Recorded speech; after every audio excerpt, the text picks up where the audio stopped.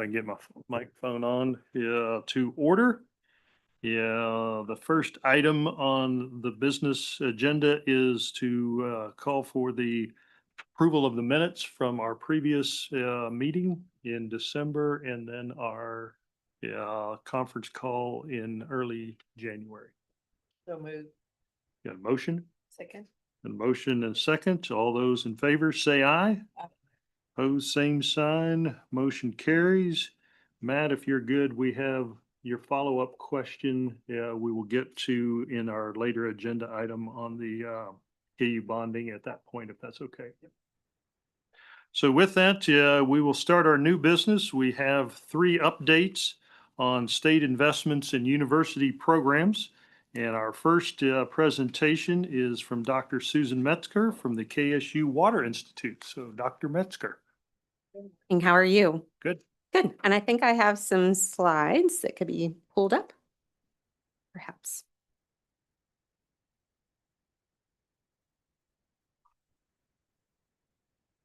Perfect. And as those are coming up on your screens, I think you also have printed materials in front of you.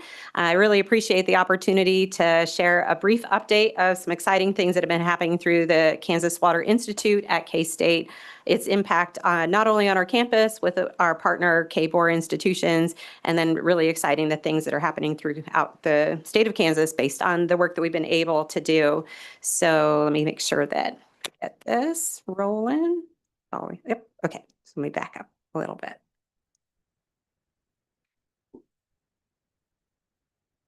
It's just a sneak peek of what's coming so that you can get your head around it. All right, very good. So if you're not familiar with the Kansas Water Institute, back in 1963 with the Water Resources Research Act, there was actually stood up a Water Institute at every state throughout the nation and our 4 territories with the idea of advancing water-related research that's impacting that particular state or territory. Up until 2 years ago, we've always just been a pass-through of those funds. We receive the U.S. Geological Survey funds, and then we fund a couple of research projects. We help support the Governor's Water Conference each year, and that's it. That is the impact of the Water Institute. Well, when President Linton joined K-State and we had the launch of our Next Gen strategic plan, there were a couple issues that we really identified that were impacting the state's economic growth, its health, and water was keenly one of those. And it was also an opportunity of recognizing that we already have such significant expertise in water-related research, teaching, and engagement, not only at K-State, but at the other KBOR institutions. And so the effort then was to bring that Water Resource Institute up to a university level and really make it truly interdisciplinary and interinstitutional. So the first thing we did 2 years ago is convened about 70 faculty at K-State who were already doing work in water. And so probably not surprising to you, even though their work was in that foundation of water, many of them didn't even know each other. And you share the same campus community. And so it was a chance of really aligning disciplines so that they can think about their work differently and more impactfully. We have built on that interdisciplinary approach since that launch of that first meeting, and we host what are called monthly Water Wednesdays that bring different faculty together. So we started with those 70 faculty. We've had 11 Water Wednesdays since the launch of the Institute, and up to about 600 different people have attended those Water Institute Water Wednesdays and made connections of somebody that might be working in biology that needs somebody in social sciences or economics to really round out their work, and they met each other through that forum. Formally, I maintain the interdisciplinary approach through an internal working group at K-State, but then externally, I have an advisory committee that includes representation from each of the Kansas Board of Regents institutions. And I meet with them twice a year to collect feedback on, is our research aligning with what you can deliver, where are the gaps in what we can provide to the state of Kansas, and how can we coordinate across our institution boundaries better. So both interdisciplinary and interinstitutional work. So all of our work, research, teaching, and engagement at the Water Institute is helping to address the state's 5 highest priority water resource concerns, and those are outlined in our state water plan. So in western Kansas, we experience declines of the Ogallala High Plains Aquifer, so we help address that through our research, teaching, and engagement. Eastern Kansas is more surface water driven, so we look at the impact of sedimentation and things like harmful algae blooms in our federal reservoirs. And then the third one, statewide, we tackle water quality and challenges no matter where you are in the state. And so our research, teaching, and engagement helps to tackle improving the state's water quality. We know we experience it all the time. In 105 counties, you might have 104 that are experiencing flood and one that's in extreme drought or flopped. So we look at the ways that we can reduce our vulnerability to those extreme events. And then underpinning all of those, the work that we do is to help make sure that we have a really good informed Kansas citizenry so that they truly understand our water resource challenges and resources throughout the state. So all of our work helps really align to what the state's priorities are with water and those 5 guiding principles of the water plan. And how we measure our progress on an annual basis, really we take 2 approaches at the Water Institute. We make sure that we're addressing the metrics and imperatives that we have in our own K-State Next Gen strategic plan. And those first top bullets are those, making sure that we give all of our students an applied learning experience, that we're growing our research expenditures, that we're meeting the needs of the people of the state of Kansas with their water resource concerns, that we're really proactively looking at opportunities, that we're preparing our workforce for what the people actually need throughout the state when it relates to water, aggressively pursuing partnerships to get that work done in collaboration, and growing our philanthropic giving. So we've got success in all of those bullets just in 2 short years of time. But really, I think all of those feed into the last bullet, which really is the key to the KBOR Pillar 3, making sure that the work that we're doing at the Water Institute helps advance economic prosperity and development for all Kansas communities. Because in my mind, and I'm kind of a water homer, it's what I love, you really can't sustain or grow the Kansas economy without a sound water backing. So I want to just then use that KBOR Pillar 3 to provide some updates and demonstration of success and the impact of the Water Institute since our launch 2 years ago. So one of those metrics being direct jobs created as a result of the Water Institute. So already today, January 2026, we have 4 new faculty positions that really are taking that interdisciplinary approach. So everything ranging from economics and policy in water to hydrogeology, the true foundational sciences or STEM sciences in those faculty positions. We were able to hire a university water officer at Fort Hays State University, which has just been great. It's like an extension of the Water Institute throughout the state, and then hire a water quality lab director, which I'll highlight a little bit later on in the presentation. So that's today. So looking ahead for just the next 6 months, we're actively pursuing and recruiting 8 additional interdisciplinary faculty positions that really range, again, from a remote sensing specialist to somebody whose background is in rural sociology, but all with a focus on water resource management. We'll hire an assistant to the Water Institute and a technician for that new water quality lab director. So all said and done, within about a 2.5-year time period, we will have added about 16 new positions. Some of the funding is helping to support existing positions, but these are all brand new positions that were created as a result of the Water Institute.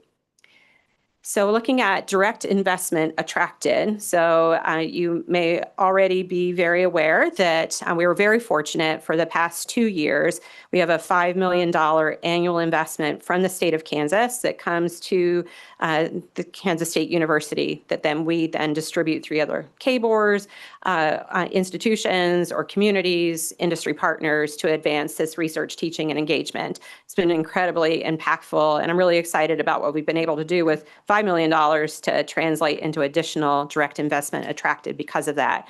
We still receive that foundational amount of money from the U.S. Geological Survey every year that we then continue to fund research projects and support the Governor's Water Conference each year. We also were able to attract philanthropic giving. So an example of that, we have a family that were graduates from K-State in our College of Engineering.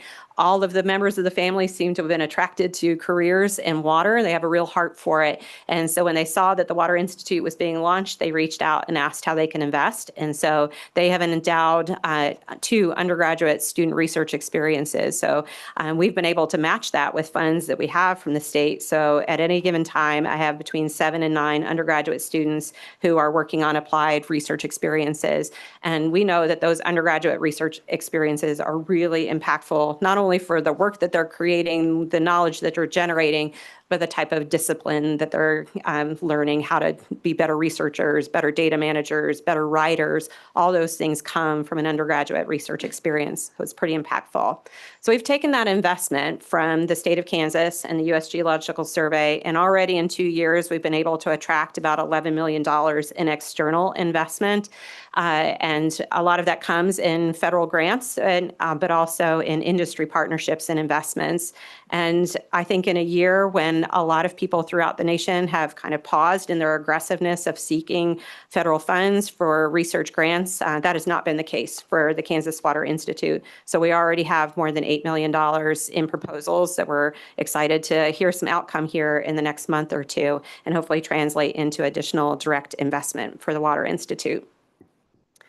So the other metric is the number of business ventures created. So I probably could have filled a couple of slides with these. So I just picked out a couple that I thought were illustrative of some of the business ventures that we've created, or at least expanded through the work of the Water Institute. If you're not familiar with Vanwater, they're located in north central Kansas. Chase Larson and his family own an irrigated farming operation, but they've also developed a technology, a token that you could put on an irrigation pump that allows a farmer to remotely identify how much water that they've used, and also do some accounting. How much water do they have remaining for the rest of the irrigation season? It keeps them from overpumping, but also helps them have really good, precise water management. But Vanwater really wanted to know whether or not there was a good return on investment for their customers by the use of that technology. So the Water Institute is partnering with them to do that, to do the analysis of not only the natural resource benefit, but the economic return on investment for the customers that are using that technology with them.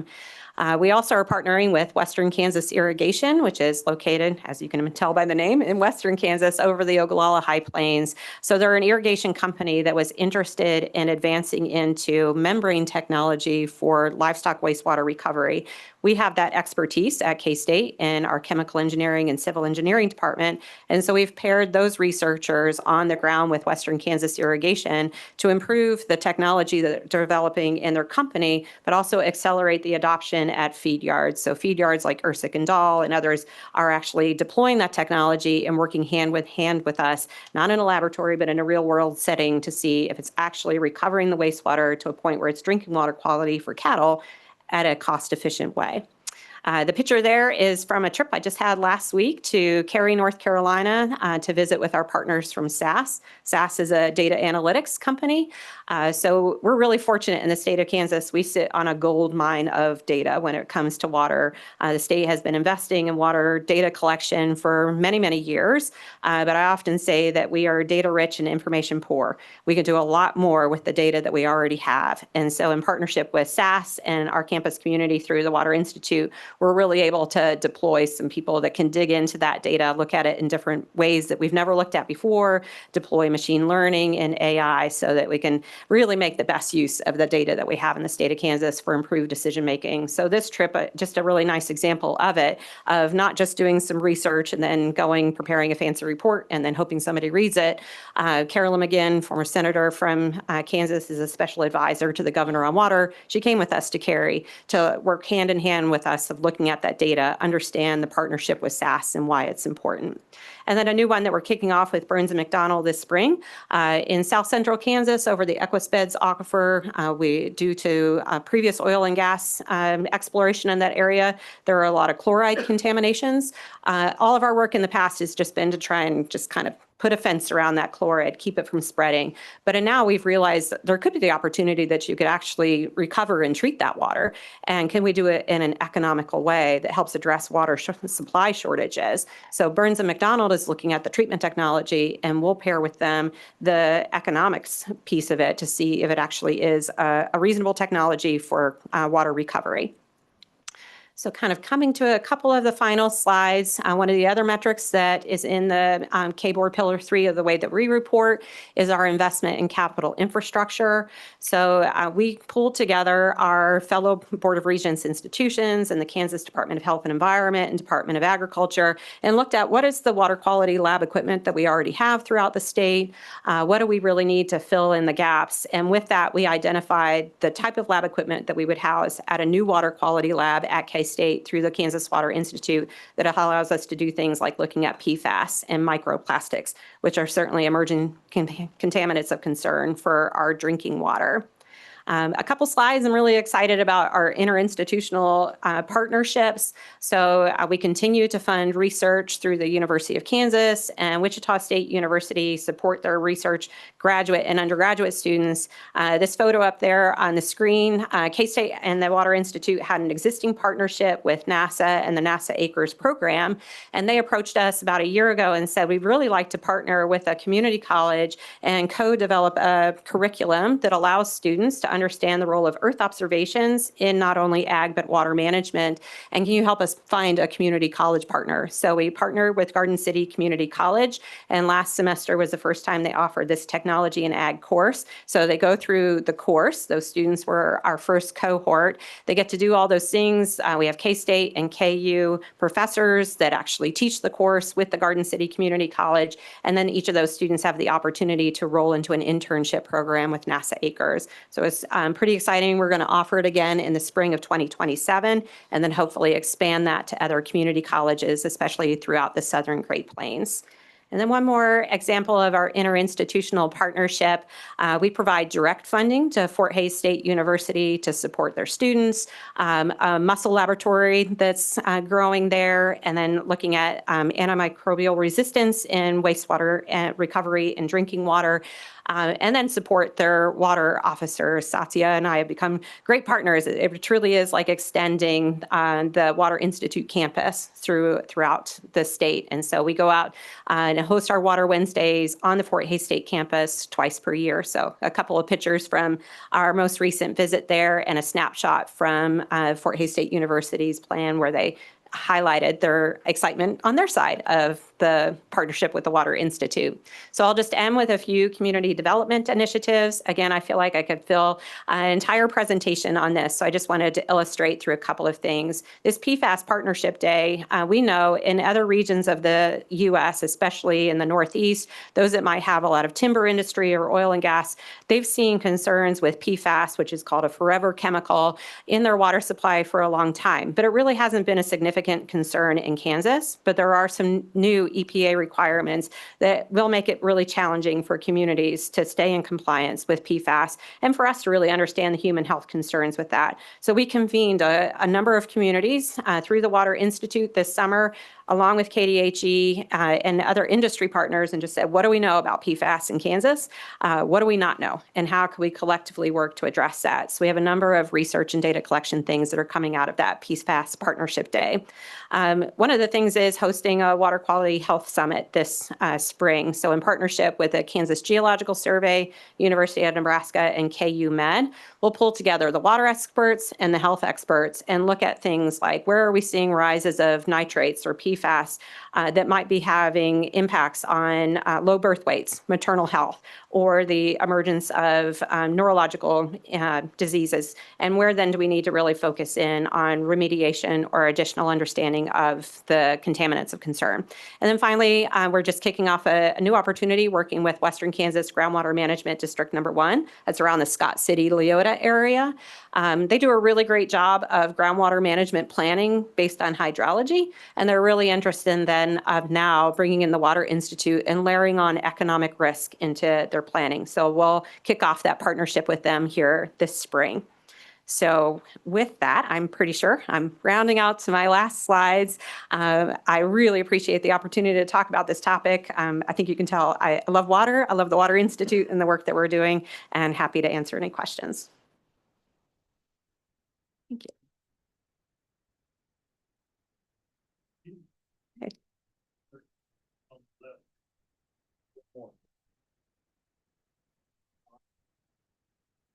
Yeah, there we go. Thank you, Mr. Chair. Thank you for your presentation. It's very timely because we heard about the water issues last night at the Governor's State of the State, and I know they continue to have a big focus on that. So how does the Water Institute relate with or collaborate with, isn't there a Kansas Water Office? I think you were previously involved with that. So how do those two entities work together? Yeah, great question. In fact, I just stopped by and saw Director Owen before I came over here today. So very much intertwined. So in the past here, I might kind of paint it this way. So the Water Office administers the State Water Plan Fund.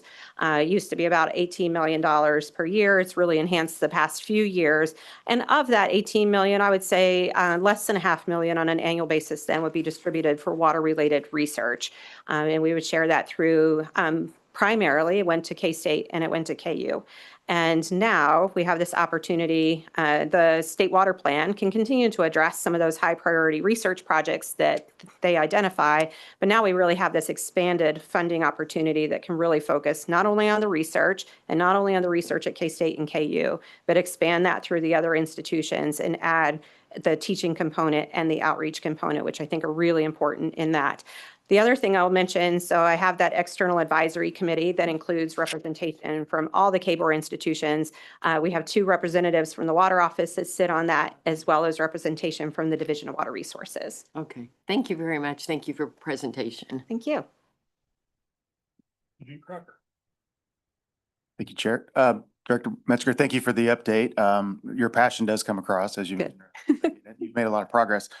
My question is just as you, again, have shared a lot of your successes, what is the biggest challenge or obstacle you found over the last 2 years in achieving your objectives in the Institute? Yeah, so I think a number of things, and I might say this would be something that's more using water as an illustration of what's possible in higher education.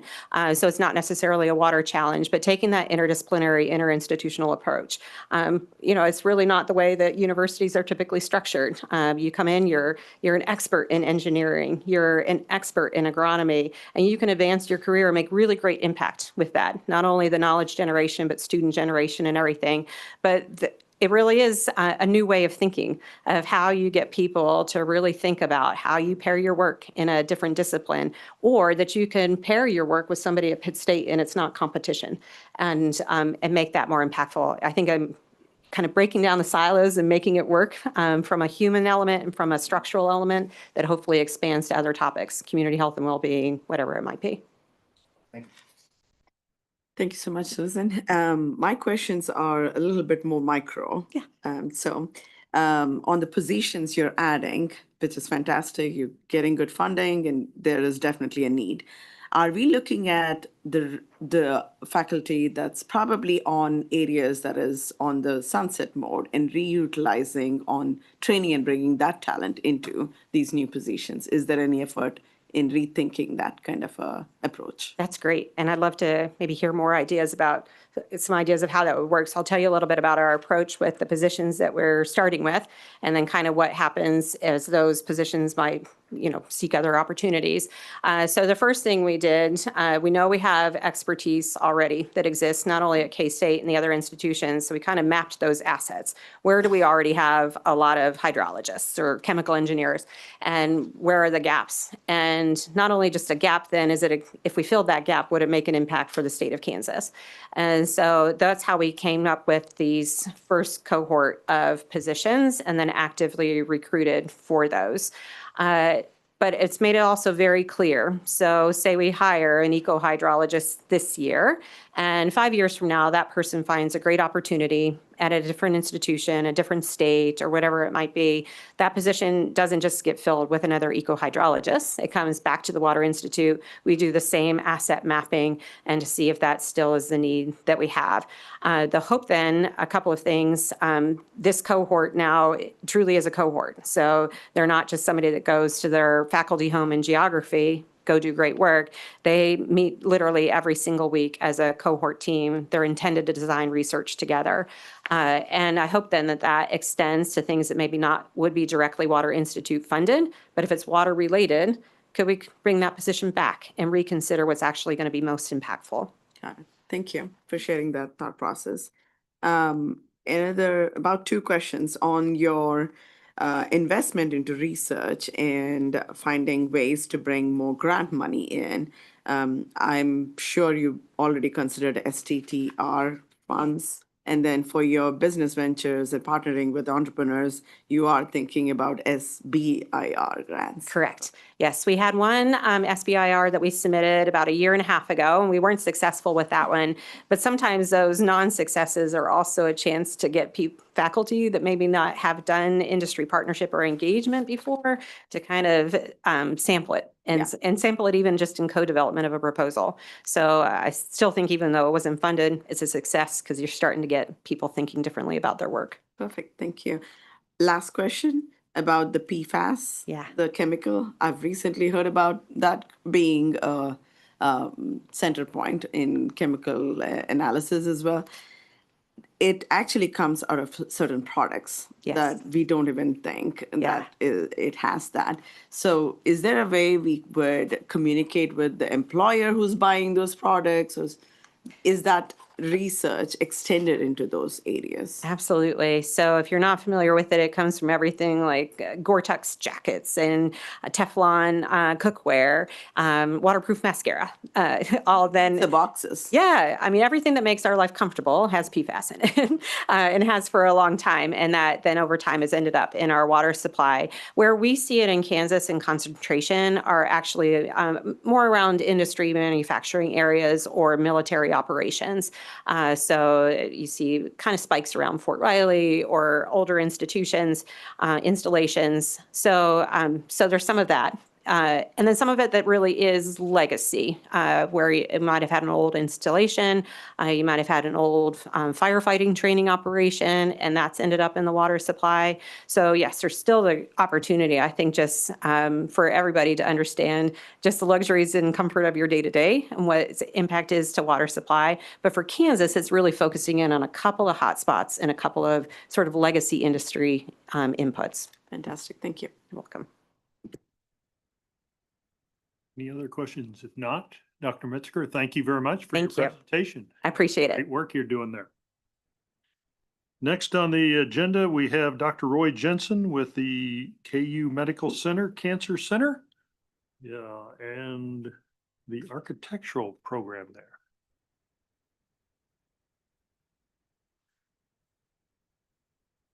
Thank you for this opportunity to present to the committee. I want to start off by saying that this project has been in the works for quite some time now, even back before the pandemic, and that's largely due to the tremendous amount of growth that has been seen over the last few years. I would remind the board that back in 2004, we had about 1,700 new cancer patients a year at the Cancer Center, and this year that number is now 8,500. That represents about 1/3 of all cancer patients that occur every year within our region, and that growth for the last several years has been double-digit in nature. Similar to the growth of the clinical program, the growth of our research program has gone from about $14 million a year of annual research cancer-related funding to over $90 million annual cancer-related research funding. And as a result of this growth, both on the research side and the clinical side, we are out of space, hence the need for this particular project. The view that you're seeing right here is an architectural rendering of what the building will look like, kind of as viewed from the northwest part of the medical center campus. The main structure you see there in the middle is actually the research wing. On the right-hand side is the currently existing Hemingway building, and then on the far left side is the Cambridge A tower. Let's see. There we go. So this view is actually about 180 degrees from the previous one and is kind of a drone view of the project once it's completed, and is a better representation of kind of the full scope of the building, with the research tower pointed towards the north, which is the upper right-hand corner there, and then the clinical wing of the building, which points directly east towards the Cambridge A Tower. And that the clinical portion of the building is being handled by the University of Kansas Health System, and obviously the university is responsible for the research component. You'll note that there is a connector between the building, which is going to be a collaboration space and conference center. And as we move forward with the next slide, let's see, there we go. Where I want to show you really what the inside of the research building, a typical floor on the research area looks like. And this is looking north down the long axis of the building and showing the wet labs. There will be 44 wet labs since we're now, we've identified funds to be able to finish out all the floors in the building, and we're particularly excited about that. Just yesterday, we had a committee that is met and is beginning the process of really figuring out who's going to be moving into the building, what are the kind of the research units that are going to be prioritized there, and how much space we're going to have for future recruitment. Next slide, please. I think you can. There we go. So this is a summary of kind of where we are. The project is on track to be finished in December of 27 as far as construction. We think it'll take about a month and a half to 2 months to move everyone in. I would remind folks that a significant component of this building will be a new vivarium facility for the medical center campus as a whole. And that is kind of a multi-part aspect of this, in that it will not only construct a new facility, but also connect to the currently existing vivarium in Hemingway. And it will become a combined facility that will have greatly increased capacity and capabilities. So the research component of the building has 8 floors and will be just over 280,000 square feet. What we want to talk about today is kind of the revised cost structure for this building, which has gone from $250 million to $329 million. And the costs are seen in the left-hand top table, and then the funding sources in the left-hand bottom table. And then the table on the right really details the 4 major issues that we have seen that have impacted this cost structure.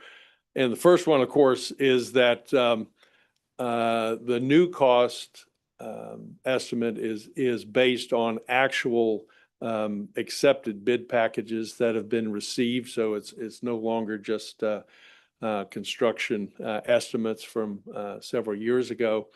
And of course, since the early part of the COVID pandemic, one of the sectors of the economy that has been most impacted by inflation has been construction.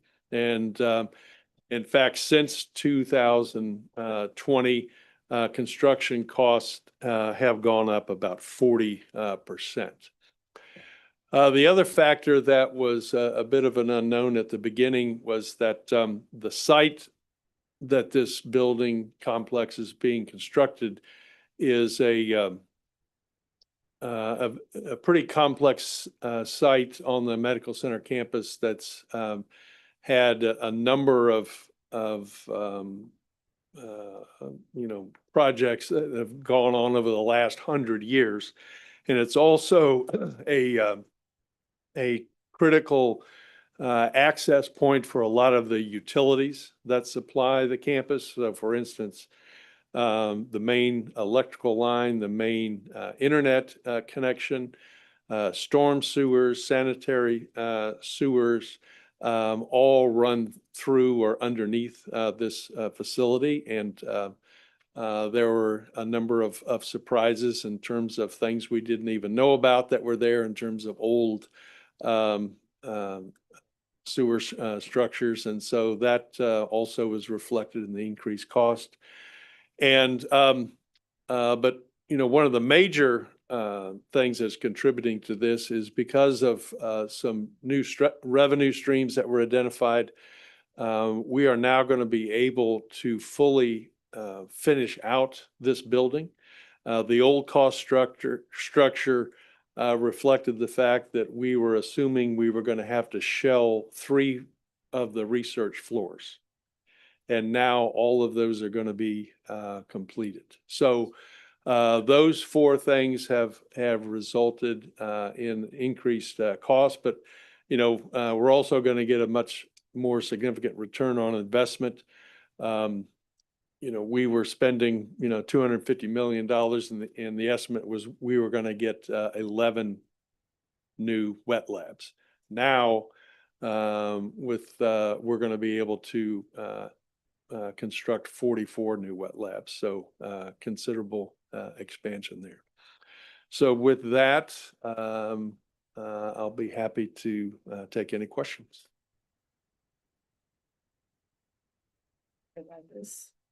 I had a question on the federal grants that we are counting on, or do we already have it?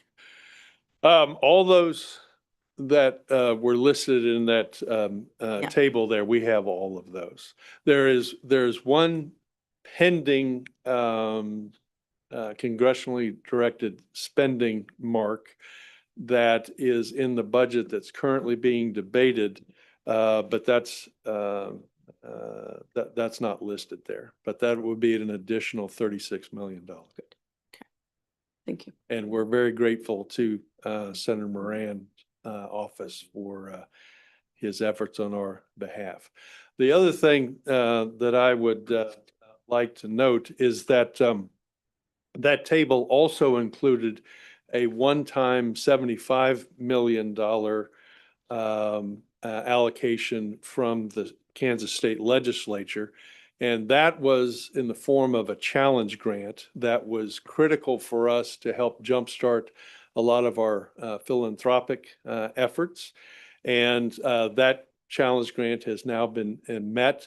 And I would point out that that $75 million is on top of the $10 million line item that comes from the state every year in support of the Cancer Center.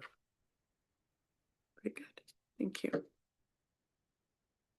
Regent Wolfmore. Thank you for presentation. So just so I make sure I understand, this is the clinical building. Yes, Right? Okay. that's right. That's the Yep. Cancer Center building. Exactly. Okay. Well, congratulations on all your work on this. It's a major accomplishment, and I know you had so much to do with it.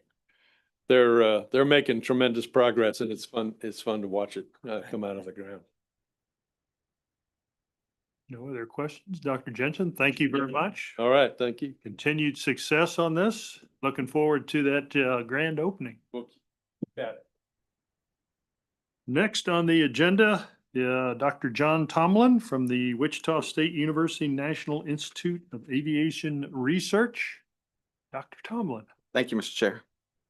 So I am notorious for going long in these things. So I thought I would give the regents a break today and shock Elaine and go short. and then I'd answer any questions you have. So, What's your goal here? What is our time Um, frame? Then we'll know what you, 5 your minutes. successor, 5 minutes. Okay. we'll watch Elaine's face. So the state gives $15 million to the aviation industry. And that's primarily funded through the aviation industry. That's what I usually talk about, but I'm testifying in commerce today, so I thought I would. They also give $7 million, and it's to a MRO, which is maintenance, repair, and overhaul. And it was, for the first slide, it's part of a state plan that they did back in 2019, how the state can grow and double down in MRO. So we started that in 2018 because we knew there was a gap too. When McKinsey was doing this study, we knew there was a gap. So Boeing had pulled out of Kansas in 2012. Now they're back, of course. But they still do not have MRO operations that's attached to McConnell Air Force Base. So in 2018, we started an MRO. The state invested $7 million. It was $7 million over 5 years. So a total of $35 million of the state investment to help grow this MRO. So that gives you the timeline. But right now I have over 1,000 staff and students supporting MRO activities. And I just wanted to kind of highlight the growth that we've seen in research is pretty unprecedented if you look at the research growth. I'd like to break that down. In 2018 is when we started the MRO, and this is my prediction of what happened. Is we were always going to grow from our core aerospace research, but when we added the MRO, it really hit the thruster there, so that part is kind of related to this $7 million of the state investment. Make sure everybody understands what I'm talking about. MRO, you have a maintenance, repair, overhaul, and that's plus one-of-a-kind things that somebody wants to do to an aircraft. And there's only one of those that usually exists. And it's maybe a 3-letter agency that wants to do something that they only want one of. And so that's included in there as well. I mean, we have one that flying test bed, they want to make a 737 act like another aircraft that the government's going to invest in. So they're looking at us to mod that airplane. There's only going to be one of them. So there's commercial, there's military, and there's modification and prototypes. When we started out, we were focusing on a commercial plan, but then we really got swamped by the military. So, and that shows in this graph and what my predictions are. I mean, just the MRO part is going to go to $500 million. So it's a lot. And it brings a lot of work in, a lot of jobs. And I'm allowed to say a couple examples. The B-1 bomber is my #1 example. The United States military, we have 3 bombers. We have B-52s, we have B-1s, we have B-2s. We're making a new bomber. The B-1, we have 44 of them as part of our global strike. We have to keep the bomber alive. So they turned to Wichita State because of a various number of things happening with the fleet and with the OEM. And so we did a bunch of research on it. And this is the first operation. This is September of last year. So we landed our first operational aircraft at McConnell Air Force Base for this, what I call backbone repair. It's replacing the backbone of the aircraft. The other one that we did is the largest industry university contract in the history of the United States. I'm not supposed to say the exact number, but the largest one was between MIT and IBM to create, it's $250 million to create the Watson computer. This one was nearly double that. So this create the SAOC aircraft. If you don't know what this airplane is, it's part of our nuclear triad. So it's called SAOC, Survivable Airborne Operations Center, and we have that working that right now with SNC. This shows when we talk about state investment, they always like to see return on investment. So I just pulled out one program, and it's the B-1. We have 10 years worth of work on task. The backbone repair is one I'm allowed to talk about. There's 3 other programs that are funded that, so if you look at that chart, approximate cost per unit of doing this and the number of units we have, 44 means the whole fleet needs it, 20 means we need to have 20 special aircraft. But so that's about $2.5 billion worth of work with a B. But the last column there, how much do we send back out to the industrial base and light our Kansas supply base? And that's really the number that most people pass up, is that we're using all of Kansas to support that. So the return on investment, just looking at that single program, is an incredible number. It's 72 to 1. So let's see. And so this is just my closing slide. It shows how we operate, and hopefully I'm under the 5 minutes. Am I close? So I'll stand for questions, Mr. Chair.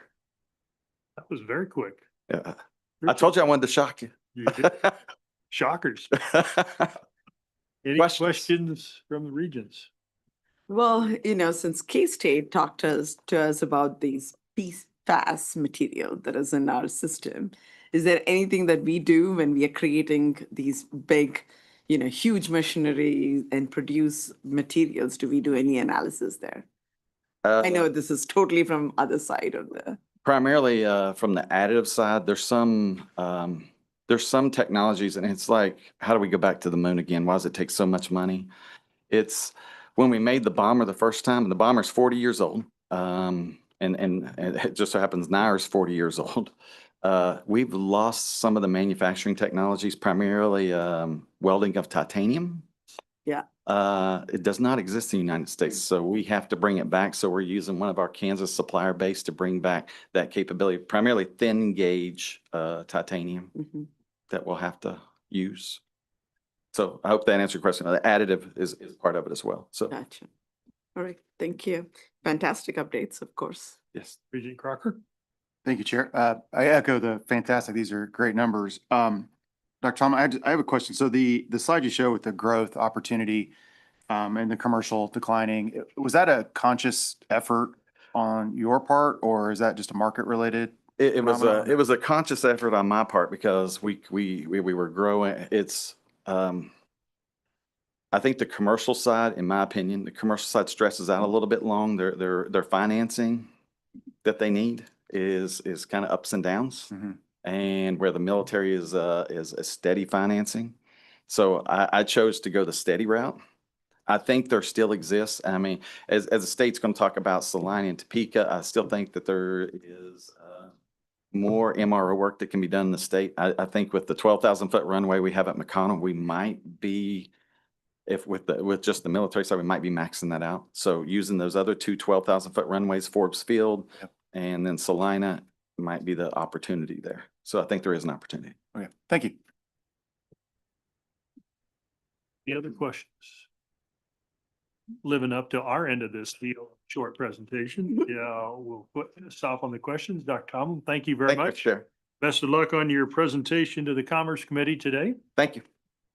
And with that, that is our update on state investments. Dr. Metzger, Dr. Jensen, Dr. Tomlin, thank you very much for that. The great work you're doing.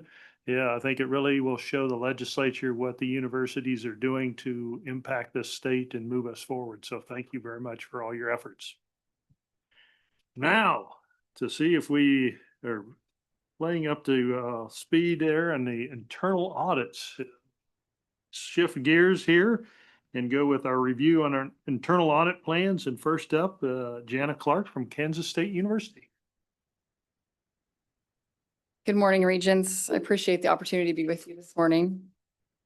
And I also will keep this short and sweet. Internal auditors are typically not known for that, but we will try and do it today. So on page 2 of your packet, you will see our mission and vision. I'm not going to go through that with you, but you can read it at your pleasure. The Institute of Internal Auditors requires that we have some standards that we report on to you periodically. So page 3 of your packet will show those required reporting items. So our audit charter was updated in December of 2024 to fall in alignment with the new updated internal audit standards instituted by the Institute of Internal Auditors that were effective January 9th of 2025. Regent Benson, when he was chair of this committee, he approved those and signed that charter, so no current action is needed on our charter this year. The independence of our internal audit activity is independent as a result of the direct reporting relationship to this committee and functionally administratively to the university president. Our resource requirements, we have 3 staff positions and all of those are currently filled. Our audit plan and progress against the plan and the results of our audit activities for last year we will go over in the coming slides. We are fully conformed with the Code of Ethics and the Institute of Internal Audit Standards, and management's response to risk is acceptable at K-State. On pages 4 and 5 of your packet, you will see the 2025 audits and projects and the status of those. I won't go through each one of these line by line, but I did want to call your attention to a few items. On page 4, you will notice the Foreign Corrupt Practices Act, or Section 117 HEA compliance, was canceled due to resource constraints. That is, we have 3 people in our audit shop, and we were able to take on some fraud investigations and some management requests this year. So that one was not able to be completed in 2025. Given the risk assessment process that we went through, we decided not to include that on 2026. So you will not see that on the 2026 audit plan. You will also notice compliance with competitive bid process is listed as in progress. So that will be a repeat on 2026 audit plan. We anticipate that that will be completed within the next month or so. On page 5 of your packet is continuing the 2025 audit plan. The top 2 items there, K-State 105 legislative appropriation spending and the Global Food System legislative appropriation spending, were decided to be carried over to 2026. We did not start those in 2025 due to those time constraints. They will carry over to 2026, so you will see those later on in the presentation. Also, the KBOR Cyber Maturity Assessment Follow-up, that was the report that KBOR presented to the Regent institutions. We were going to do a follow-up to ensure that the management action plans were being completed. That, given the time constraints that we had, we canceled that as well. Knowing that you guys were on top of that and we did not need to do any work related to that. Executive expense reimbursements is the next item you see in progress. That is also carried over to 2026, so we can complete that. And then we had 5 fraud investigations that we added to our plan in 2025. 3 of those are in progress and will be listed on the 2026 plan. We completed 2 of those. On page 6 of your packet, you will see other activities that me and my staff were involved in throughout 2025. We are members of several internal and external committees, some at K-State, some within our national organization, and some here at the local Topeka IIA chapter. A couple of those that I wanted to point out, the Internal Audit Strategic Plan. My office has worked with the university strategists to come up with our Internal Audit Strategic Plan. That is a component of the Institute of Internal Audit Standards that we are required to complete. And we are going to complete that also as part of the Next Gen Strategic Plan that K-State rolled out last year. And I wanted to highlight that one of my senior auditors was elected as a certification chair of the local Topeka IIA chapter. So that is something that we are incredibly proud of. The Institute of Internal Auditors Standards also requires that we report to you on some of the KPIs that our office is tracking. And so these are just 4 of the points that I picked out for this presentation. We did have 25 audits included in our original 2025 audit plan. We were able to get completed 19 of those, plus 2 added investigations. So we actually completed 21 audits and investigations in 2025, which typically our KPI is hitting 80%, and we exceeded that at 84% with those 2 added investigations. We also performed quarterly follow-up on 158 recommendations. We were able to get 43 of those closed with management. 75 of those were actually new recommendations that came out of our projects in 2025. And 56 of those are more than 1 year old. That we've had some turnover in some key positions at K-State. And so that has delayed some of the implementation of those recommendations. I mentioned all three of our university auditors are now certified. We had one senior auditor that has received her first certification. She is designated as a certified internal auditor, so we're very proud of her for that. Our other senior auditor was awarded the certified fraud examiner certification, and so he added that to his other certifications. Very proud of him also. And given that we are all now certified, we have to obtain CPEs throughout the year. And so all of our auditors have received at least 40 CPE hours this year. This next slide talks about the methodology that we use to complete our risk assessments, the folks that we talk to, the inputs that we have to develop our audit plans each year. And so you will see a list of the key leaders, and other institutional leadership folks that we talk to around campus. We utilize the Next Gen strategic plan to ensure that our plan is in alignment with the objectives of the university. I'm a member of the Risk Advisory Working Group with a couple other folks on our campus. And then my colleagues throughout higher ed, typically the Midwest is slow to see some of the trends that are happening. And so I talk to my East Coast friends, my West Coast friends, and see what we might expect to see within the next year or so. They help inform our plan also. I also wanted to point out in that bottom paragraph, we do collaborate with our Student Governing Association. We provide audit services for their student services fees on a 3-year rotational basis. So you will see those on our plans every year. So pages 9 and 10 of our plan in your packets outline what we have planned audits and projects for 2026. I mentioned some of those that we were in progress in 2025 are listed here, and they are in progress. Those top 5 are some of those audits that were carried over to 2026. I just mentioned our work with the Student Governing Association. So the next 5 are our student services fees that are on tap to be reviewed this year. And then on page 10 of your packets, I wanted to highlight a couple projects here that we have on the plan. So construction audit. Since I've been at the university for 13 years, and I believe since the office was formed at K-State, I don't believe that we've ever done a construction audit. And so we don't have the expertise internally to do a construction audit. So we are looking to get that outsourced in fiscal 2027. So that will be fall of 2026. Very excited about that. We have a lot of outstanding progress on our construction projects going on at K-State. And so expect to see some recovery from that. The quality assurance review self-assessment, as part of Institute of Internal Audit Standards, we are required to do an external review every 5 years. We completed our most recent one and the first one at K-State in the fall of 2023. So I will be doing kind of an interim self-assessment to see where we have gaps and things that we need to put into place to be prepared for our next external assessment that will happen in the fall of 2028. And then I wanted to point out that the Association of College and University Auditors, that is our national organization for higher education internal auditors across the nation. We do have some international members.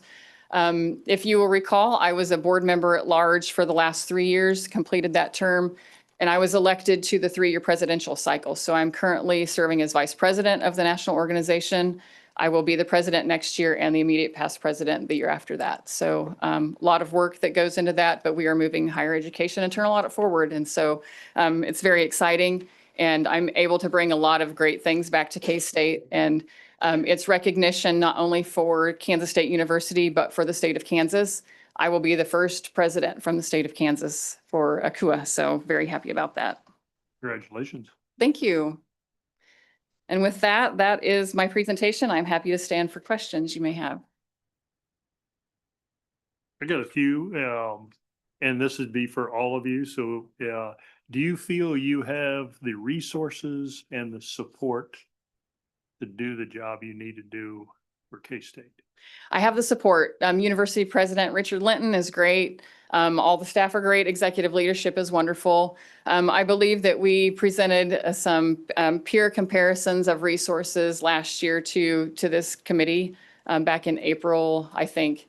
And We were understaffed compared to our peers. We have a group, we have 3 at my institution. We should average about 8 according to our peers. We do have a plan in place. I've been working with President Linton in our budget office to establish a long-term resource plan to get some efficiencies with some audit software, but then also to add at least 1 more person in the next 5 years. So we're working towards it. It's something that we realize that we're understaffed and we've got a plan in place to deal with that. As I noticed, I mean, you referenced time restraints Yeah. on a number of these. Yep. On that foreign corrupt practices, Mhm. is that something that's a low risk area that you don't need to do in 26 after not being able to do it in 25? Yeah, so we did some internal conversations and we feel like that there is a pretty good process in place for that. It ranked lower on our risk assessment, and so that's why it was not included in 2026. Thank you. Mhm. Regent Wolfmore? Thank you, Mr. Chair. I have a couple questions. The K-State 105 legislative spending that you're carrying over. Now, I realize, I believe they didn't get funded last year. So is that an ongoing program or you're just carrying over your work on that program? Yeah, we're carrying over our work. Yeah, so we want some assurances around the spending that it was spent as it was intended. And that was actually a request of President Linton. Oh, okay. Then my second question is, so when you have the status in progress compliance, Mhm. what is consulting? Explain that to me when that's a status. Yeah, so the consulting status, that is just the category that we use on any audits that we have not started yet. So typically our started audits include they're in progress or that they were completed. Those are the 2 that we use. But then I outline, according to the IIA standards, they want to know which ones of your audit projects are assurance, which ones are compliance, and which ones are consulting. Because we consult with the SGA, we've listed those as consulting. Okay, and what's SGA again? Student Governing Association. Thank you. Sure, Thank you very much. you're welcome. So let me come back to this 4th auditor. Okay. So it might be a question for Ethan. So where do we find the funding? Or how much support do you need from us to help find that funding where that 4th auditor comes in prior to 5 years from now, closer to now? And for all of you, So Regent, this Dyke, isn't just for Ethan, because he'll think I'm picking. yes. You always find a time to ask when K-State has to answer. It's like any sort of resource need that we have at the institution. We have to find a way to prioritize it within a given fiscal year and then figure out how that funding would work. So, we only have so many levers to figure that out. So either it's some sort of a increase in our tuition revenue that helps us pay for that activity, or a reallocation of budget within the institution to help us that we then reallocate and put in as a priority. So, there's only so many levers that we have that we would just need to hear from President Lynn to make sure it's a priority that we put it in 1 year. So how much help do you need from us to make it a priority? Is it an issue or a desire? No, both, but I think that we've got a good plan in place to address it. So we understand the fiscal constraints that the university is under, and I don't want to take away from students for this position. So we are ensuring that will be in place in the next 5 years, but it's like, okay, we've got to collect some funds and find areas that we can draw some funds from, so. Any other Chair questions? Dykes, comment more, like maybe even to Elaine, and understand if there is a process involved, since this is audit for the university. I agree that they have, dotted line into direct regions, but they are paid for and supported by the university. And not that I'm having any questions about the university's, ethical side, but it's kind of a dual edge for them, being in their seat. How do they interact and how do they, do their job accordingly? Absolutely. So the board's policy and our standard is now, I think as of last year, the 6 internal auditors have direct connection to the chairperson, whoever's designated chair for the coming year of Fiscal Affairs and Audit.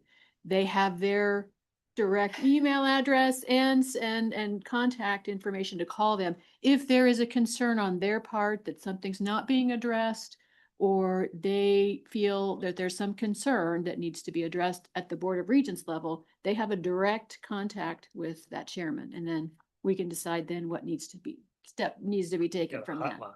Yes. All right. Any other questions of Jana? If not, thank you. Thank you for being first. Thank you for. And congratulations. questions. Thank you. Rest of you, be ready. It wasn't just picking on you. Jamie, you ready?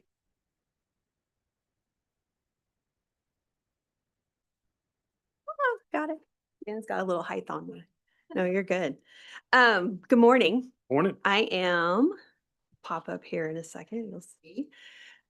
Jamie Dalton from Pittsburgh State University. I am currently the Executive Director of Internal Audit and Strategic Planning, and appreciate you taking the time to have us with you guys this morning.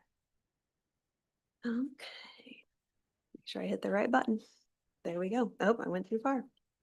Okay, the update, the reason I said I'm currently that role, we have a new president, as you guys are aware, that started with us this fall, and the decision was made to separate my role back into 2 positions, which is a lovely thing too.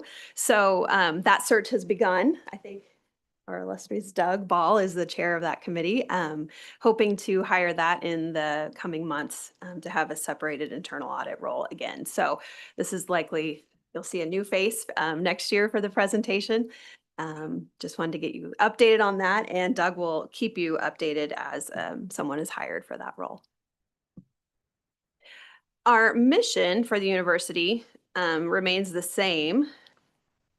Well, something didn't pop up there, but we are working through some changes to our strategic plan overall with having Dr. Newsom with us. But our mission will remain to make life better through education. So that is our focus as we make our audit plans. As Jana mentioned, and first of all, congratulations. Yeah, that is so awesome that you're doing that with ACUA, and thank you for that.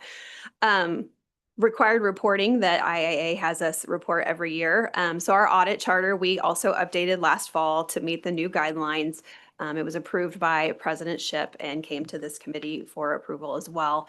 I have requested that the person that's in the next internal auditor just review that. Shouldn't need to be any changes, but if there are, they can make those changes then, and also then get President Newsom's signature, since it currently has President Shipp's on it, and bring it to this committee if there are changes. So just a FYI on that.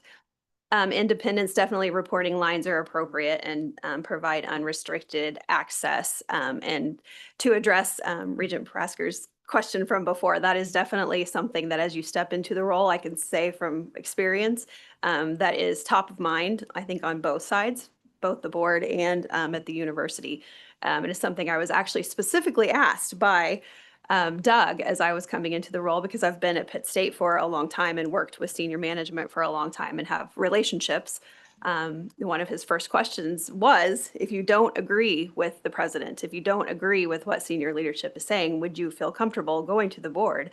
Of course, absolutely. I think anyone with a somewhat audit mind, it's kind of black and white when it comes to when those decisions would need to be made. And Elaine has been amazing at making sure that we have that contact information updated as needed. So I think that's not a concern on our end. Okay.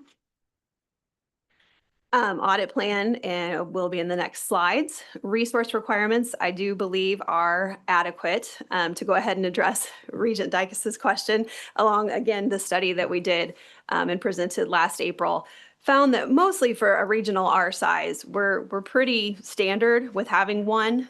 There are a lot of people, a lot of institutions, I think, that outsource to the system, honestly, and don't have someone in-house. So it kind of is one way or the other. I personally like the in-house method because you form so many relationships around campus. And from an audit perspective, everyone's afraid of the auditors. And so it's just easier when you already have that relationship. and being able to build upon that and work together for the strength and betterment of the institution and for our students. So people coming in and not being a stranger, it's a little less scary for people, and they can work easier with you. But I do think that there's always more that could be done. But I think for the restraints we have, for the budgets we have, for our size of institution, one has been adequate. So I would say that. Conformance with Code of Ethics and Standards, I'd say we are compliant, and management response to risk is definitely acceptable. So for last year, for FY25, our audit plan, you can see those that were completed. And then there were 3 that were started. And then I continued on into my FY26 plan, and you will see that part of it is that we had a gap in our audit position prior to me taking the role. So there was a slight backlog of some of the things we needed to do, especially on the leadership changes. We've had some turnover and change on campus just with the different presidents. A lot of necessary and normal change, I think, but kind of all happened at a time that we also did not have an audit function in place to be checking on some of those. So I'm still doing some looking back at making sure that things were on the up and up as those positions changed. So then this is my current audit plan for this fiscal year. And again, you can see what I have completed so far. I still have those leadership changes in progress, a space utilization study in progress. I'll complete both of those before our next person comes in. The nursing financial statement audit we know needs to be done in May. Other than that, I know that the interest for Dr. Newsom and for Doug and likely myself to be involved in those conversations for getting the next person started and looking at what their intro audits should be to hit the ground running and be successful for them. So that would be added to the plan at that point. Additional activities, a lot of them are the same thing that Jana mentioned. Being on University Executive Committee and leadership team is wonderful. Great communication with senior leadership, various campus committees, obviously the risk assessments that get completed to determine your annual plan. Our campus enterprise risk assessment process has been part of that as well. Consulting, and then there's been some external things done like the self-assessment of internal controls, our LPA real property audit, management review audit just completed with our change in president. I believe he's probably going to report to you on that next month. And then just ongoing professional development. And I think, yep, that's it. Just thank you for what you guys do. Any questions? Thank you for answering my questions in your presentation. Well, it made sense. I was like, I'm addressing it anyway. I might as well mention that since I gotta say that because it'll look like I didn't ask you since you addressed them. Sorry about that. Threw you off.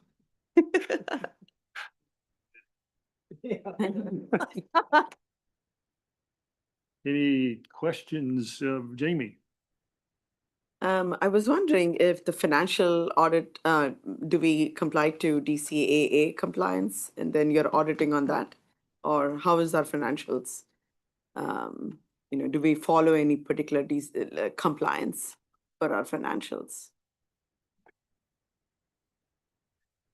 So you're talking about the university's financial statements? Yeah. So those are included in the state's financial report and audited as part of the statewide audit. And they follow the DCAA compliance? Sure. I don't know. And I didn't see construction related. I know PSU is not doing much of construction, but is there anything that you have done in past as an auditor for Oh, that? that's a good question too. I hate to look at, we have not, since I started the role a year and a half ago, we are doing a space utilization study. But from a building perspective, I'm not sure. Yeah, I don't recall it ever rising to the top of our list of focus areas as a discrete audit project.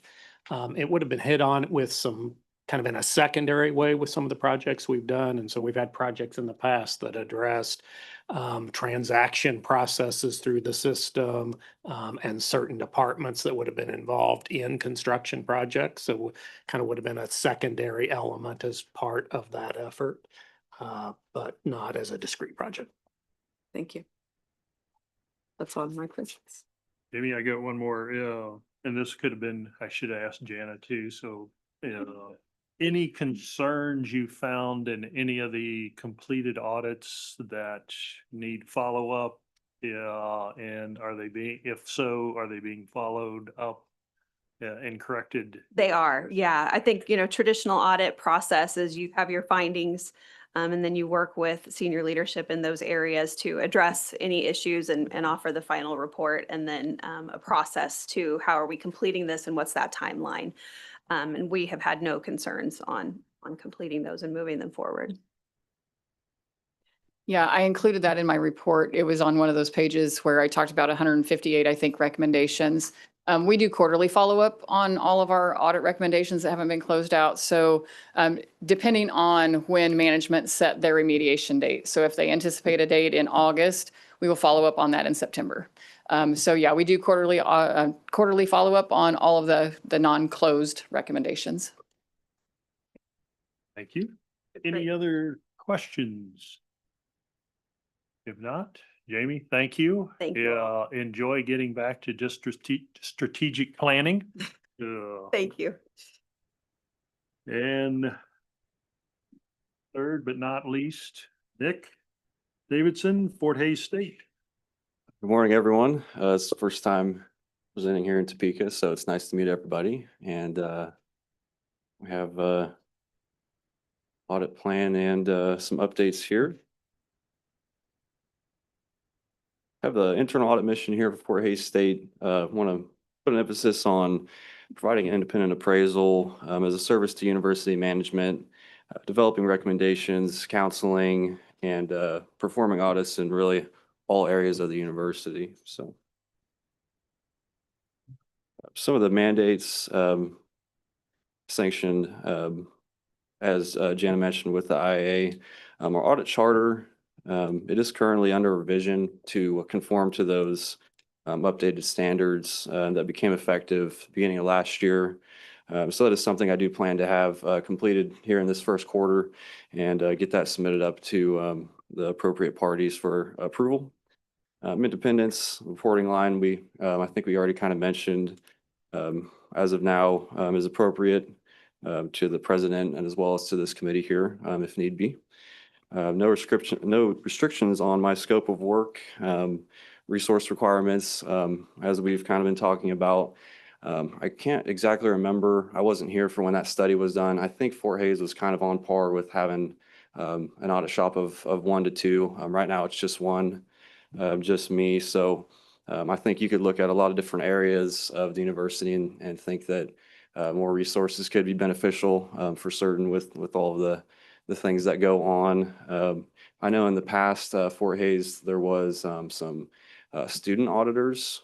So I'm relatively new to this role, but as I go along, I think potentially that would be an option for me to provide some mentoring, but also kind of gain more resources as far as allowing them to be able to help complete some of the processes and maybe we can dive deeper normally than I would be able to do on my own. So I think that would be a potential for Fort Hays in the future. So ethics and standards conformance, compliant, no issues there, and university response to risk, I would say is acceptable.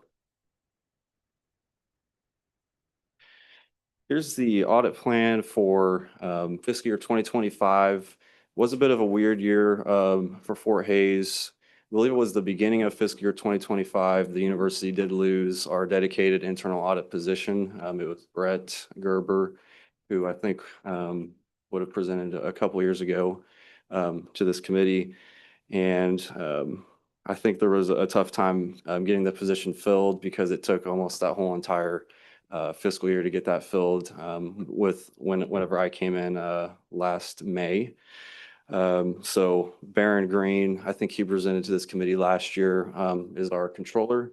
and he took the position of the interim internal auditor. So I would say it was probably operating at a limited capacity just due to, of course, all the duties and things that go on being the controller. But our top three on the list there are annually required. He was able to get those complete. He was able to do some kind of advisory engagements with our farm rodeo club and keeping an eye on our football game alcohol sales, which was a newer thing for the university, and kind of tracking incident reports with that. There were a couple on the plan here, the scholarship criteria and off-campus account status that he did end up deferring to FY '26, and those will be on that next. So he was still able to keep it functioning and completing the required, but it was sort of a limited capacity for that for FY '25. Here's what I have for FY '26. Of course, we have our 3 annually required audits that we do, and our 2 that we deferred from FY '25 are on there as well. I have some engagements planned. Some of the bigger ones down there would be our Res Life and Student Fiscal Services. There's a lot that goes on in those areas and a lot of money that may flow through those areas. And 2 of our off-campus areas of Sternberg Museum and the Wetlands Education Center that we have control over. And I don't think those have been looked at probably in several years. So other activities going on this year, of course, the annual risk assessment to kind of take a risk-based approach to these plans and try to hit the areas that we can. Obviously, I can't get to all of it, but try to prioritize what we need to. I've assisted in a couple of our external audits that we've had in the last year, a couple of those.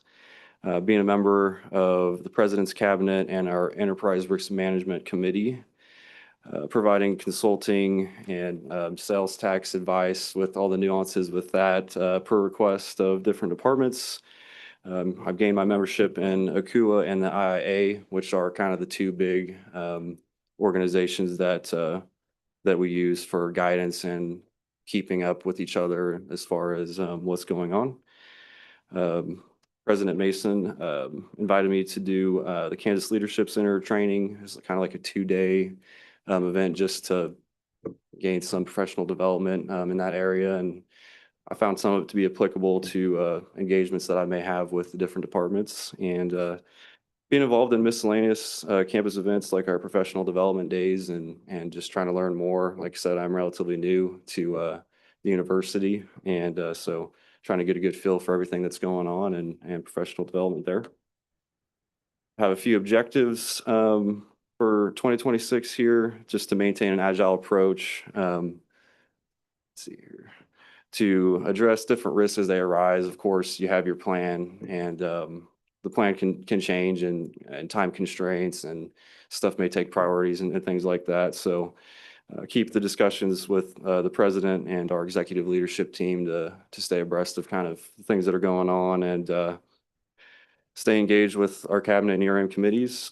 And also like to, as I mentioned, kind of continue my professional development, get studied up on more of the COSO internal control frameworks to make sure I'm providing the best advice that I can to all the different departments and areas. And ACUA and the IIA frequently put on webinars and conferences and things like that. So of course, those are great for CPE credits and things like that, but also they're just helpful just to be a part of, even if you don't need the CPE credits. So of course, I'd like to continue to collaborate with all the other university internal auditors. I know there's a wealth of knowledge between the other 5 auditors and a lot of experience there. So you take any questions now? Nick, since you're new to the position, tell us a little bit about yourself and your background. Okay, yeah. So I am a Fort Hays alumni. I studied management there and a little bit of entrepreneurship stuff. So not a huge financial background, but it all kind of ties in with management and kind of the stuff that I do. After that, I spent some time with the FDIC as a bank examiner. So I was right. God, you got out of that position. Yeah. So that's what I did for a while. I was consumer protection, compliance, and so that was a great experience to have. The new administration kind of turned things on its head as far as the federal workforce. And since I was one of the new guys, I did end up taking a voluntary resignation, unfortunately. So didn't have as much time there as I would have liked, but this position was open. And I thought it was a great transition to come into here. And I think from a high level view of applicable skills, transferable skills between the two, certainly. So. I'd like to ask you more questions, but you might have friends back there. At the end. I want to be very nice here. Yeah, though I do have one question for Wesley. The funding for a potential second audit position or funding for the student auditors, is that possible to assist Nick in his efforts, or? Yeah, so when there was turnover, so when we looked at this position as we hired it just this last year, we actually considered, do we do it in-house or external? We even considered getting external, and made a conscious decision to hire in-house. And I think it was the right choice for relationship reasons, for continuity reasons, for having the same person all the time.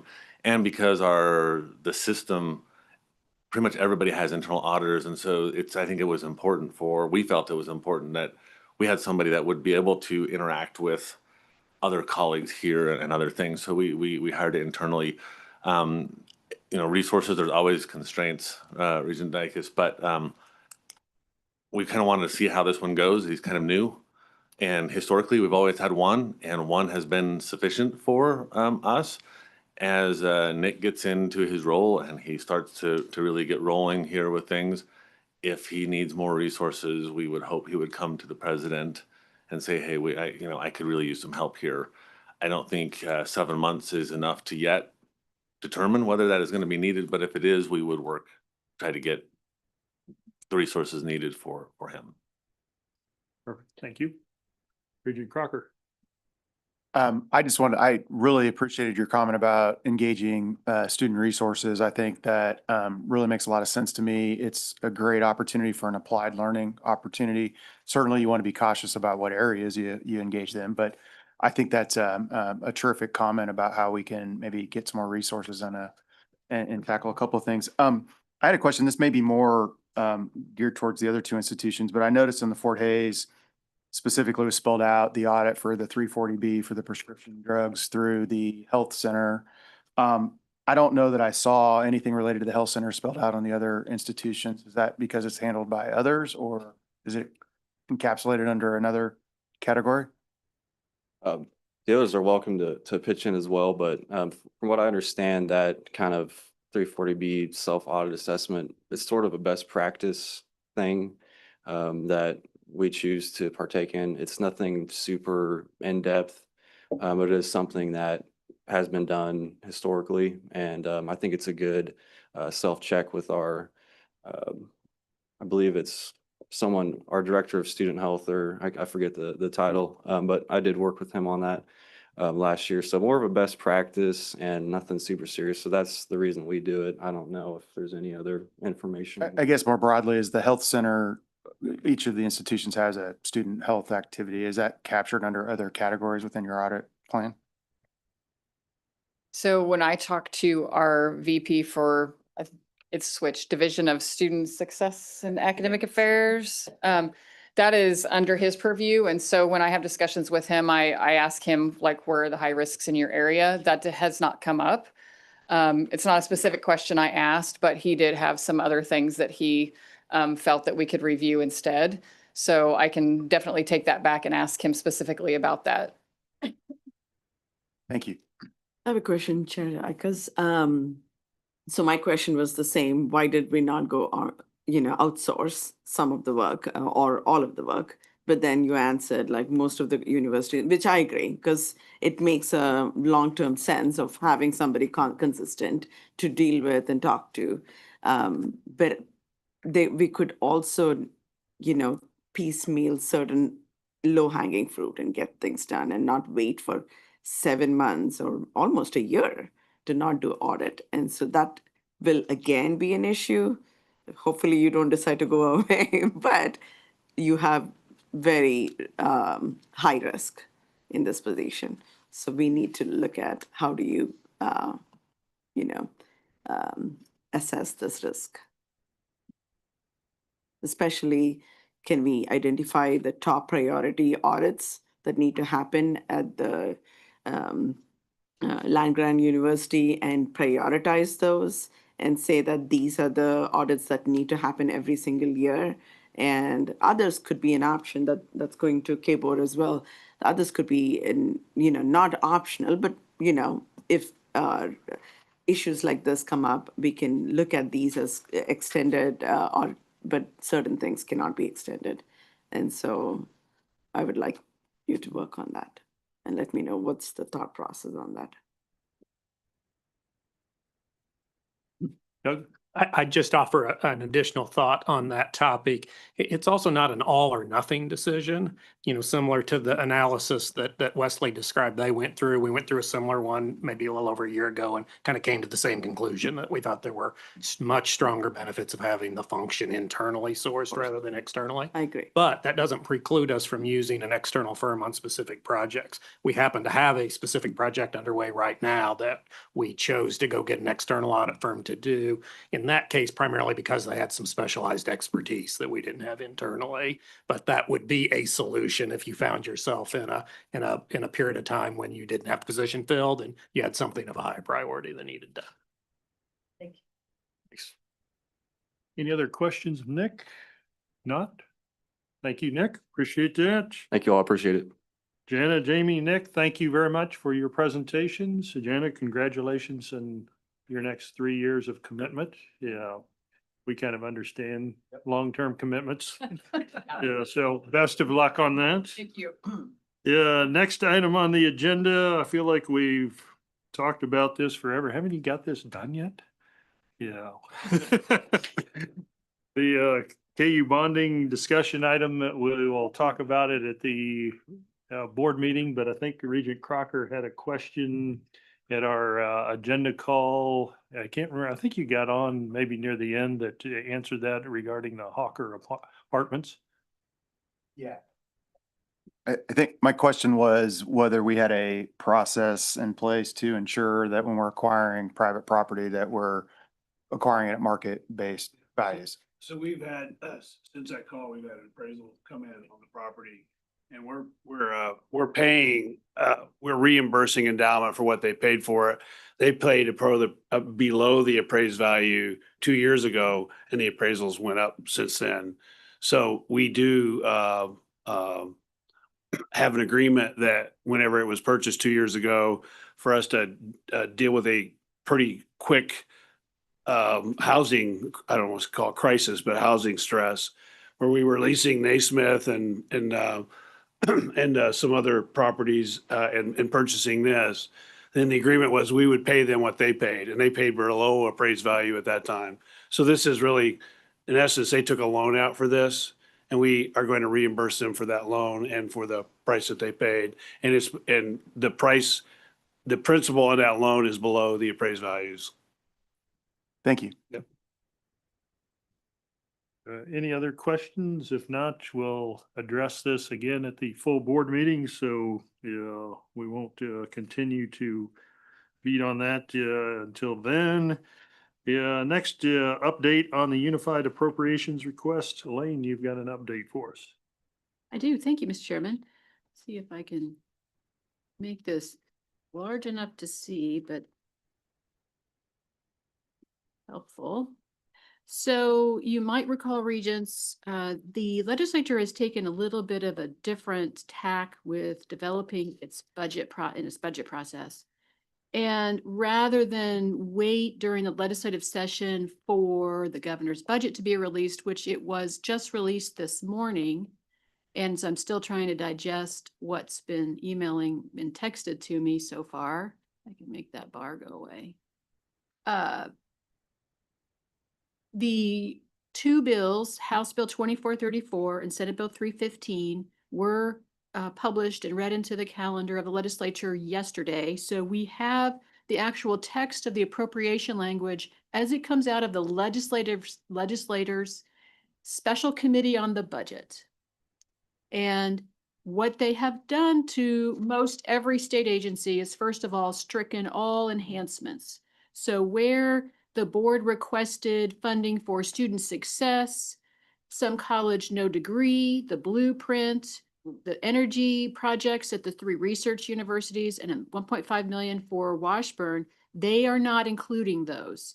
But they are including the planned 32.7 million for Restoration Act, the Campus Restoration Act, and the student financial aid funding for 27 is as it is in 26, just like we were hoping for. One of the most remarkable things is they also are including our appropriations for student financial aid for fiscal year 2028 in the budget bill as well, which is, I call it a no-cost extension. It's just simply giving us that language now so we can start telling institutions earlier, here's the amount we anticipate having available, plan on that for making student awards. Legislature next year can always come back and change their mind. There's always that possibility, but just having that information gives us a little bit more assurance about that. So that's wonderful to have that already built into the bills. Other things that they have done, though, is they're continuing for years now, the legislature has transferred a certain amount out of our E-rate funds to the Department of Education. We have asked for several years that that be stopped. They're continuing that for another year. So I'll be talking to them about that. But in the current year, one thing that the legislature has done in their process, they said for any funds that were unspent from last year, appropriated from the state general fund, and it rolled over to 2026, you didn't spend it last year, the assumption seems to be you don't need it, we're going to lapse it as a starting point, just to flag it for conversation with the legislature. So that means that the board office will lose $20.1 million for student financial aid. It's putting a damper on our process for making spring awards for students. A bit of that $20 million, $8.2 million is for the Promise Act. We would certainly hope that they will restore that early on in the process. The other lapse that's big for us is $6.2 million. They did not give us, you'll recall, for the Blueprint for Literacy. We got funding in 25. We did not in 26. The whole idea was we live off what was carried over, and they're lapsing that. We have been spending that, just like we have with student financial aid. So that's another problem for us.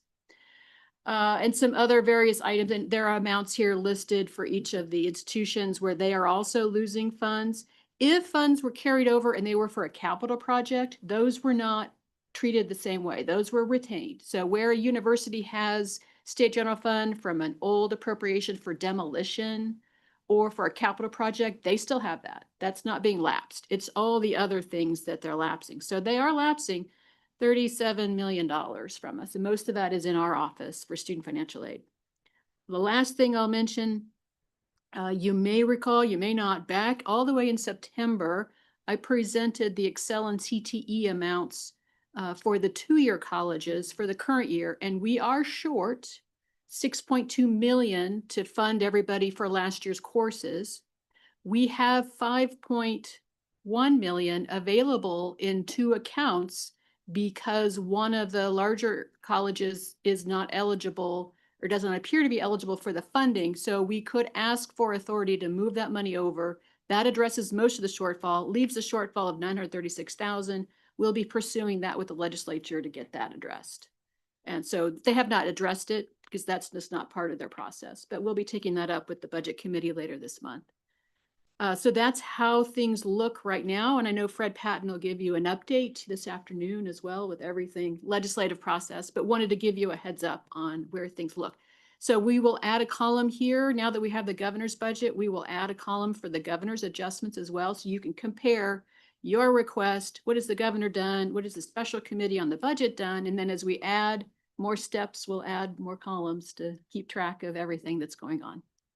So when will we and the CFOs get a copy of this? We can send it out to the world if they like. So summary is everything we did last summer, they just took. Pretty much for the most part.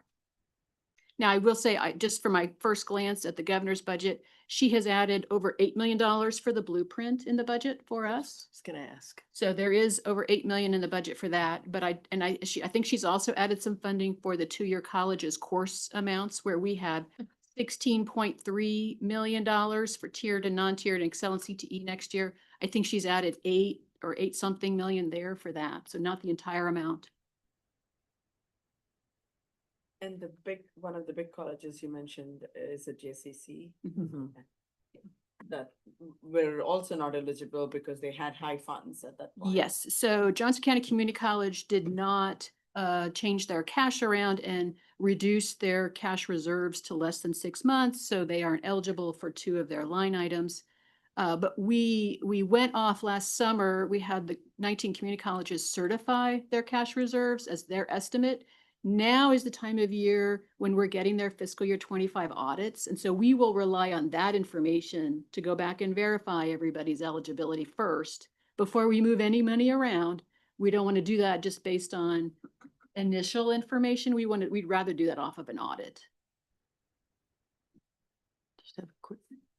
Thank you, Mr. Chair. So let me see. Did the governor put any money in for student success?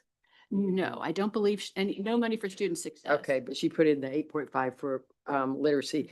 And then I can't hardly read that because my eyes aren't Yes. good with it. But did you tell us that the campus restoration money is in there? It is in there. That's as planned. fabulous. And the way that you know it's in there is because it isn't mentioned anywhere.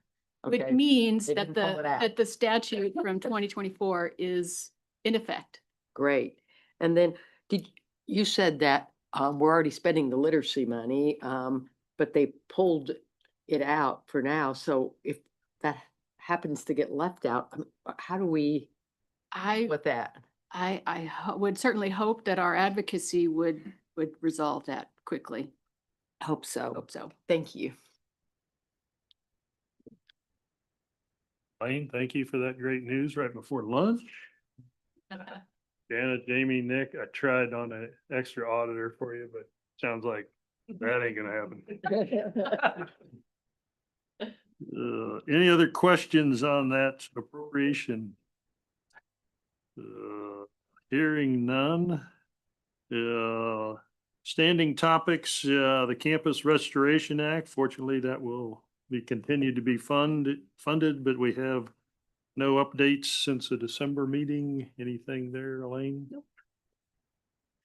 Okay, next item, a audit finding. We had one through the Kansas Annual Comprehensive Financial Report. Any discussion there? Thank you, Mr. Chairman. So the state of Kansas, as state agencies, the state universities are included in the state's financial audit. And from my first look, Regent Parasker, they do not do DCCA. DCAA. No. I don't believe so. But I may be misinterpreting. Because, One of the findings from this year's audit, it is noted as a significant deficiency in internal control over financial reporting. Sometimes for me as a non-audit person, sometimes the characterization is a bit overly dramatic, but Fort Hays State in the last year, when they were preparing their information for the audit firm, noticed a lack of segregation of duties, and they called this out, and they have repaired this situation, but the auditor noted that as a significant deficiency. So I don't know if Wesley has anything to add. Oh, I suppose talk there or talk here. I'll come over here for a minute. Yeah, so we notably we actually found this before they did through our own internal control and review processes. But we there was an individual on our campus who could both create and post a journal, and we acknowledged that that was not best practice. And so As a team, we got together and said, okay, this can't, this isn't good. And so we actually were already working on this when CLA found it. What we ended up doing is we looked at our controller went back and looked at all of the journal entries this particular individual had done, made sure that they had 2 reviews to make sure that there was at least 2 people signing off on all of them, to make sure there wasn't inappropriate behavior that happened historically. We worked with our IT team, got together to change the ERP system. So now the ERP system does force that there is 2 when those journal entries are done. That happened in August. So going forward, this should not be allowed to happen any longer with our own system. And between the time we found it and August, when the fix was actually made, that was manually followed up on, that between our 2 people, that whenever she would do journal entries, somebody else would have to take a look at them as well before they would post. And so we looked historically, we covered the interim, and we also looked in the system to see if anybody else has the ability to do this, and there was nobody else that had the ability to do that except for this one person. We feel like this has been corrected, and in the future, we should have no issues with this going forward. And that's kind of what we did. So, stand for questions. No All right. questions. Thank you for your attention to that matter and getting it corrected.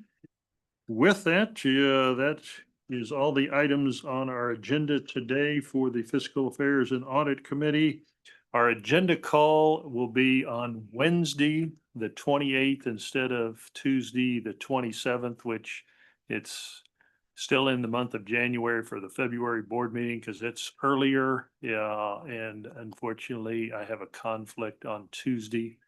Yeah, so if everybody could do Wednesday at 12:15, yeah, I would appreciate that. So that will be our next agenda call. And then we have our board meeting and committee meeting will be the 10th of February. With that, yeah, unless anybody else has anything, we stand adjourned. Jana, Jamie, Nick, thank you for your presentations today. Yeah. Ethan, thanks for putting up with me again. Yeah. And Susan, thank you very much. Yeah, for your presentation.